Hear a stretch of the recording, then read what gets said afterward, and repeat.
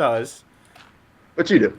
Yeah, it's one of those That's what things. matters. I have a lot of friends who, I will call them an idiot to their face for things they've done, but if anyone else did, I'd tell them, hey, fuck you. Like the guy with the bottle bomb. Yeah. That Seemed was nice. that was not a bright move.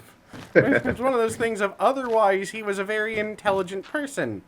I was just Except- how did you do this? Oh, Oh god. no, but that because the thing is, he went to engineering school, Oh shit. Well, yeah. Obviously, he's smart. so it's like you should know what's going to Better. happen.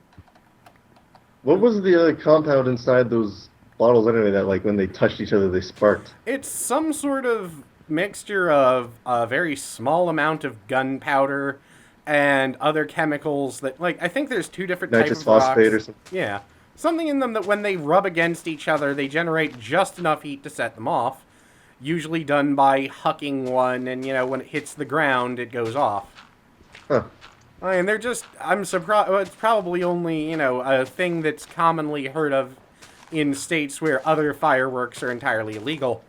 Like they are Yeah, in there my... was. I forget sometimes that like fireworks are sometimes out. I was actually at a New Year's party, eating a fireworks, and we were setting them off in the front yard, and a couple of them hit the neighbor's house in front. Mm-hmm. And of course, naturally, everybody scattered after that, or went inside, except for my friend Mark, who was holding it at the time and couldn't leave because he couldn't bring it inside or set it down on the floor. Mm-hmm. So the guy came outside and pretty much saw that one guy, or that one idiot there with this like panicked look on his face, holding a sparkler and a stupid fox hat. And I'm sure that went down nicely. I didn't ask him about it because he looked pretty upset. Yeah. So yeah, I would have I'm pretty just... sure you yelled at him. At that point, I would have pointed at the house and went, they went that way. He went that way. 'Cause, Oh, that was fun though. that's the one thing, I've had a lot of friends when you grow up in the city, there's a lot of attitude of, well, if, the cops come and it looks like they're going to arrest you for something that your friends did and you had no part of, you don't snitch, you just accept it and blah, blah, blah. I'm like, nah, fuck you. Yeah, fuck that. I'm not risking my ass. My friend actually grew up in the city, and there were a lot of instances like that. And he says, you do not run from the police unless you know that you're doing it, because if you get caught, you're pretty much fucked. Yeah. But and he's like, he's had to keep his mouth shut and stuff like that because mainly his friends would probably fuck him up if he snitched him. And I remember that one time he actually got stabbed in the ass when he was 12. Oof. And he actually still has the scar from it. He lives in South Boston. In case you didn't know, that's a really shitty part of Boston. And he got like apparently a lot of gangsters and stuff like that, or like just people in general, I guess. Yeah, an unfatal way to fuck somebody up. Hmm. And so he was 12 years old, and I don't remember what exactly he did, but he got shanked in the ass with a switchblade. And of course, after the initial shock went down, he pulled it out, which he should not have done. No. And he went to the emergency room, and they patched him up and just sent him on his way. I mean, he was 12, Yeah. so they didn't really, it was in South, they get that stuff a lot. But he still has the scar. I've seen it, and it is not in a place you really want to show people, but he did it anyway. Yeah. See, Right below his left buttock. the funny thing is I was just reading an article yesterday about, like, the most dangerous street corners or neighborhoods in America. Yeah. And number one on the list of most dangerous places to live in America... Was it Martin Luther King Boulevard? No, it was not Martin Damn. Luther King. It was the corner of Bel Air and Northern Avenue, which is very well known around here as a place you don't want to be caught being white. Oh, so it's... I hate to put it that way, but it's true. And So it's in Maryland? Yeah, like 4 shit, Little miles Zombie. from me. Right. But it was one of those moments of, I thought about that and then went, I did used to get into an awful lot of knife fights in that area.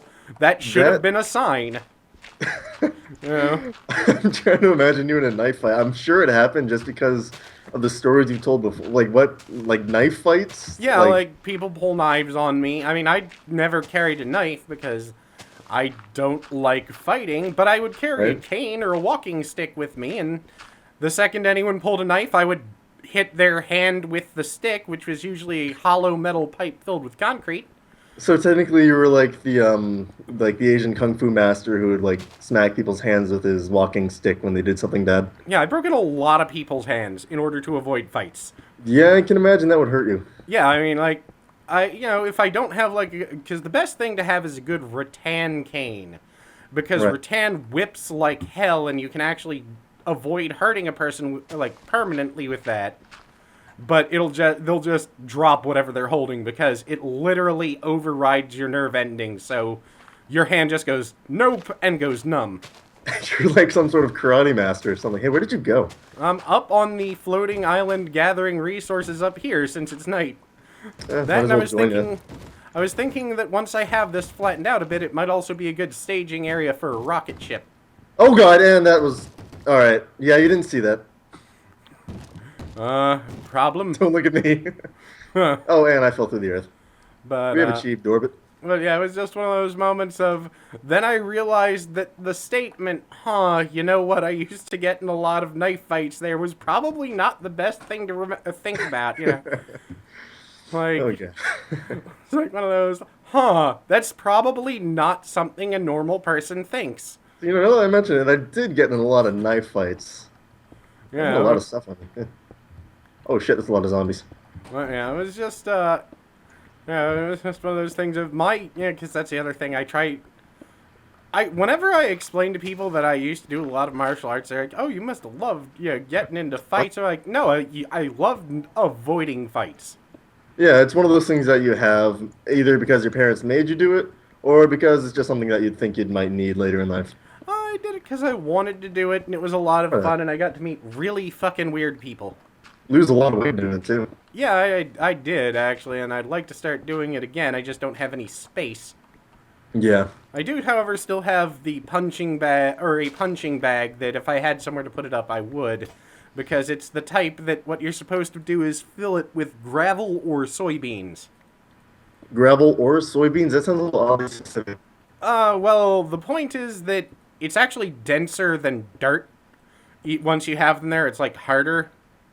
So, I guess. well, I don't know. I'm not a soybean expert, but so basically what you do is you hit it because the uneven texture actually causes micro fractures in your knuckles.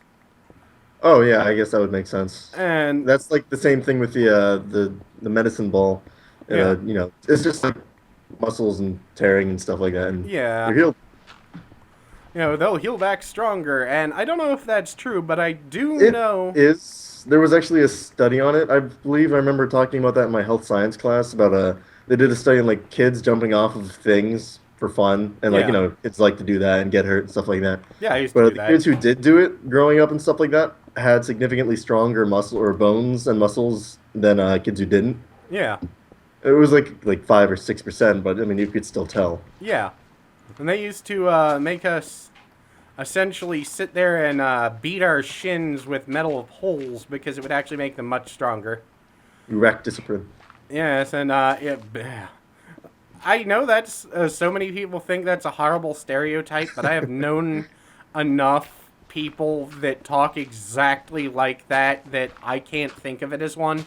Yeah, see, I'm Japanese mostly, and my dad's side is also very Japanese, like to the point where they're still kind of racist. Yeah. I actually going to the racist thing. My dad was actually he had a black friend growing up, and he was playing on the playground with him, and his mom saw, and of course, being the nice old Japanese lady that she is, pulled him away from his friends and gave him an alcohol bath, and that was an interesting story to tell at the table. Yeah.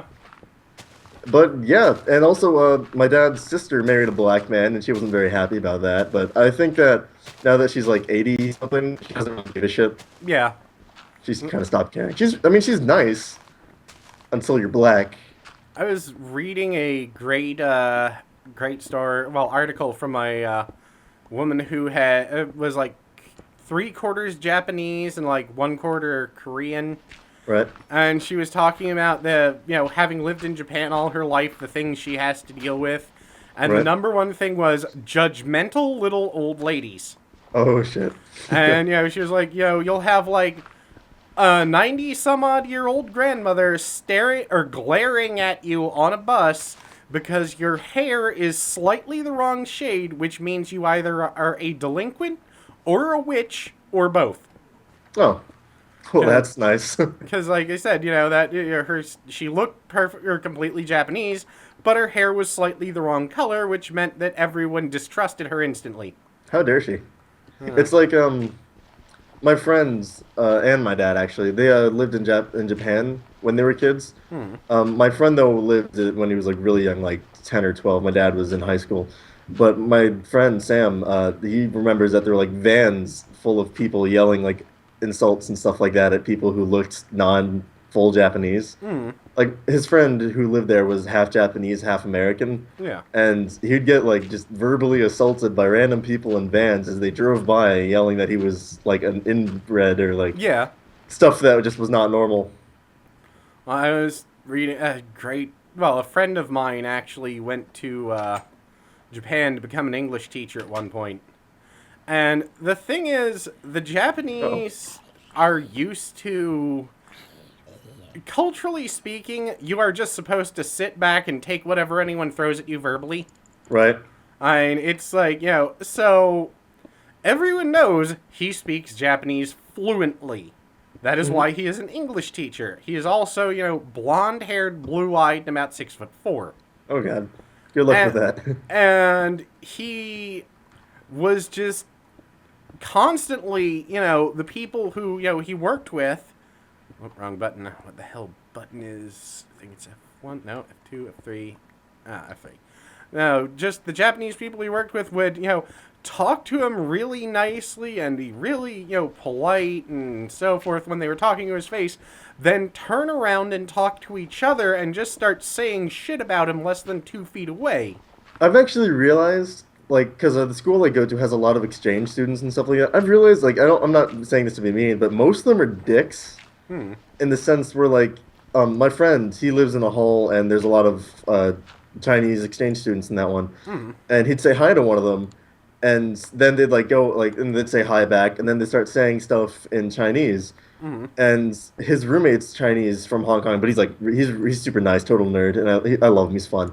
But he's like, what did you do to them? And he's like, what do you mean? Because they're, like, pissed. They're, like, calling you all sorts of things. It's like, all I said was hi. I mean, it's crazy. And they are apparently very hostile. I hate to say it, but there's... Oh, I think I found 10. Oh, cool. I think I found 10, too. I found iron. That's also important. Let's see what that is. Yes, tin. 10. Awesome. We're going to need a lot of that, and copper, and... I don't know. Whatever else there is in here.